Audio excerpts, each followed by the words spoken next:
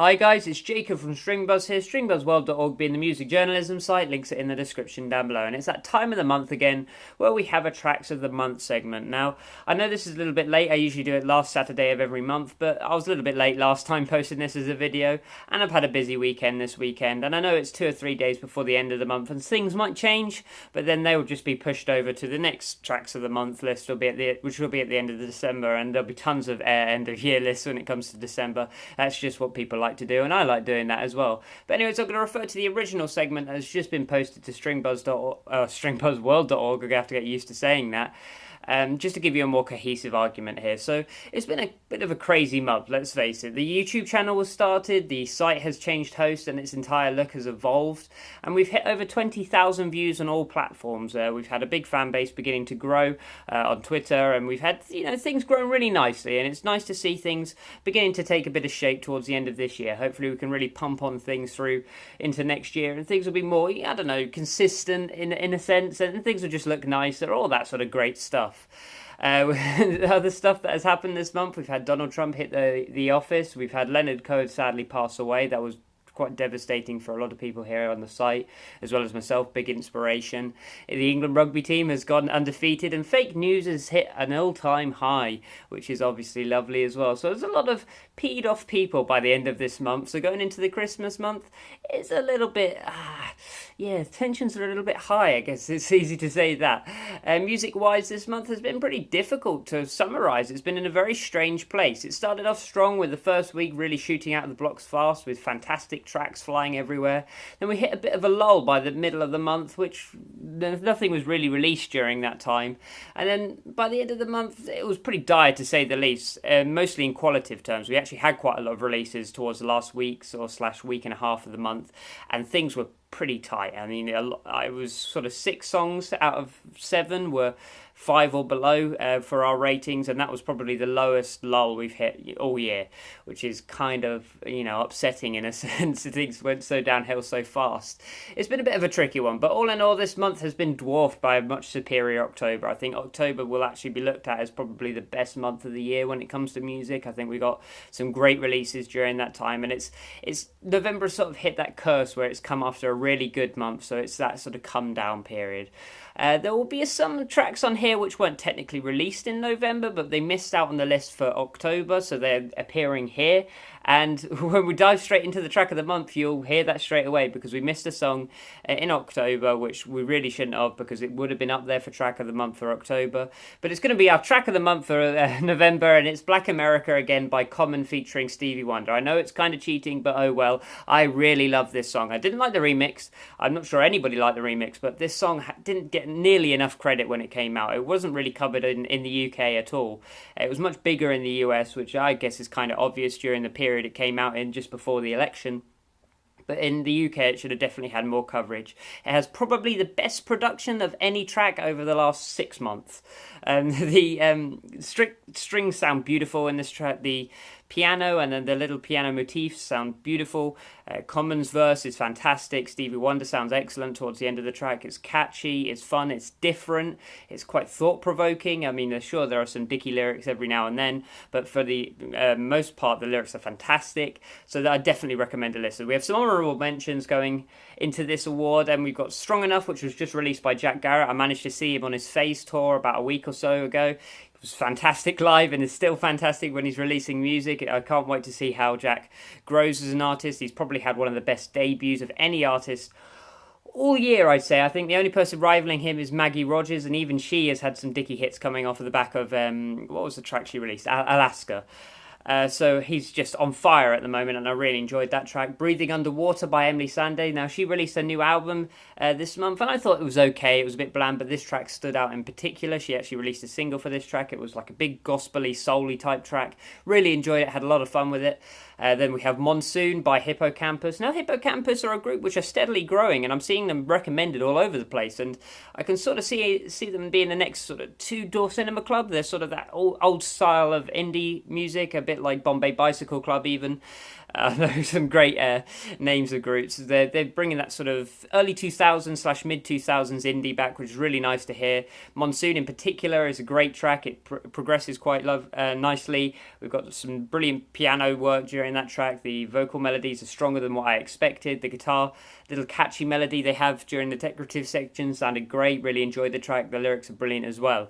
Then we're moving on to two Bruno Mars songs. He's had a hell of a month. He's sort of held the month up when everybody else was sort of disappointing me.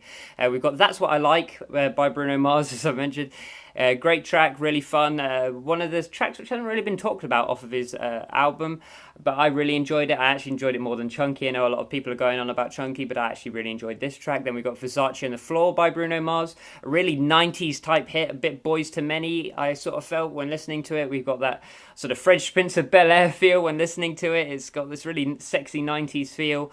Very R&B based, but slow R&B, sort of a great romantic song even. Oh, there's sirens going on in the background. And the last track for our honourable mentions for the track of the month list is Give by Yumi X6. Now, Yumi X6 really disappointed me, the tracks they released during October, but then just at the start of November they released Give, and I really, really enjoyed this track. Later on they released Swear, which was also a really good track. So this new album they're releasing is like half and half. Half really bad, half really good, which is kind of weird. I don't know whether things will work together on the album, but hopefully they do. I really enjoyed this song. Josh, out of Yumi X6, is actually probably the most important person in music right now. He's the one campaigning and going to the government at the moment after the petition was signed to stop music tickets being resold by bigger distributors. So he's an important guy. But nothing to do with that. This track is really good fun. It's powerful. It's impactful. His voice sounds excellent on this track. Everything just came together much better, I think. Everything was more cohesive, everything was more conjunct, and it was much more focused. It's only about 3 minutes long, but it was good fun.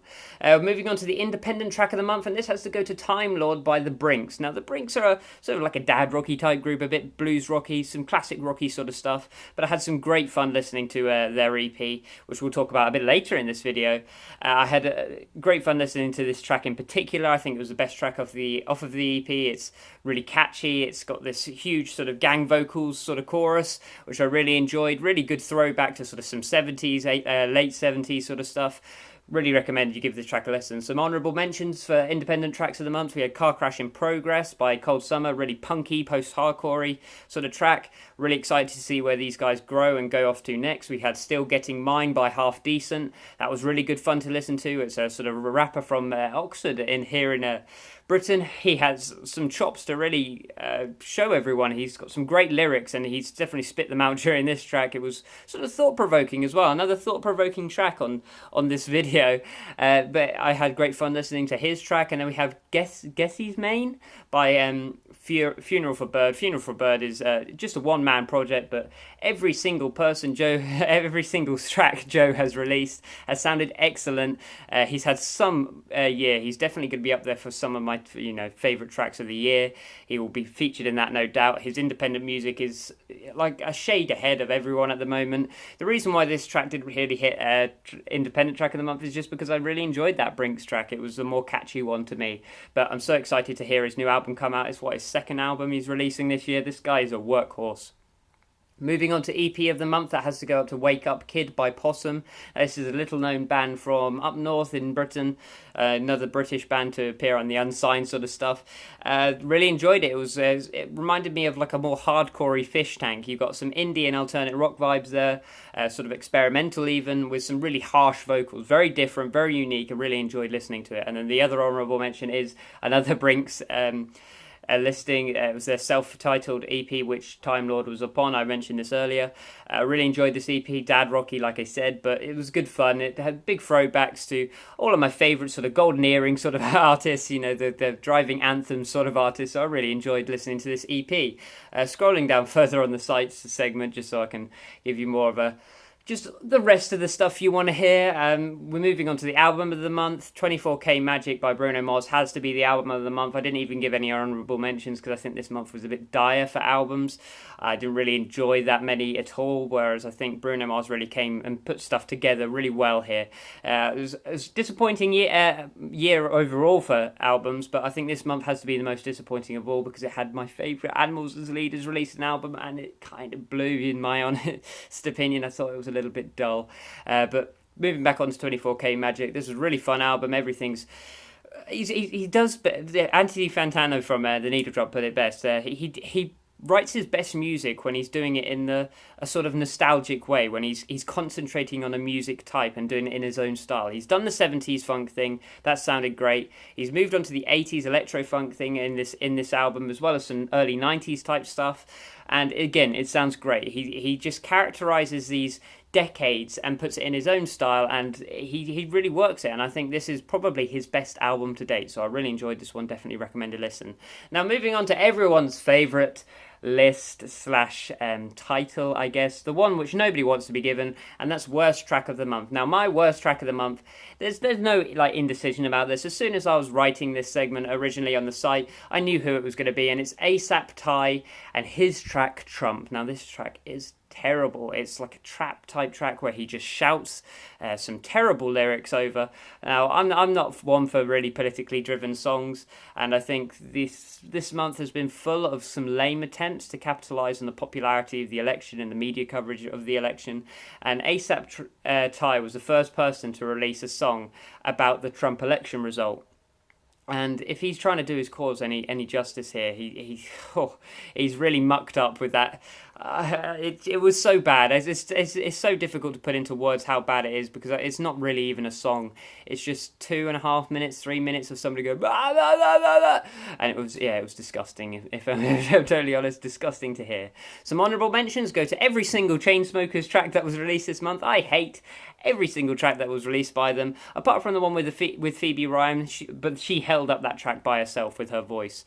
Every other track sounded terrible production-wise. It was boring, it was bland, it was pandering. Definitely don't recommend you listen to any Chainsmokers tracks for this month. We've got I Would Like by Zara Larsson. Zara Larsson yet again proving that she's one of the most bland acts to come out from this year. I definitely won't be remembering her when she goes into next year, but I can imagine she's just going to hit more and more commercial coverage, because she seems to be one of those ever-growing artists, despite I don't really see why. She hasn't really had many catchy hits. But who knows? We'll see how that one progresses. Then we have every single Keke Palmer's track. She's released an album, I think, this month. And God, was it dire. It was, oh God. Hands Free in particular has to be one of the worst tracks of the month. She was this close to being worst track of the month. If ASAP Ty wasn't there, she would have been. It was a difficult album to sit through. That's why I didn't put an album review up, because I couldn't get through it. I actually had to stop after the fourth track or so. Yeah, don't recommend you give that one a listen. Then we've got Lay Cactus by the Last Shadow Puppets. Yeah, I had a big backlash for not liking this track, but I don't get why people do. It's just 3 minutes of the same lyric being repeated over and over again. Not one for me. The production's terrible, horrifically bad, and it just seems to be just because there's dry instrumentation there that people seem to enjoy it, and I just don't think that's enough to pull it into the green zone for me.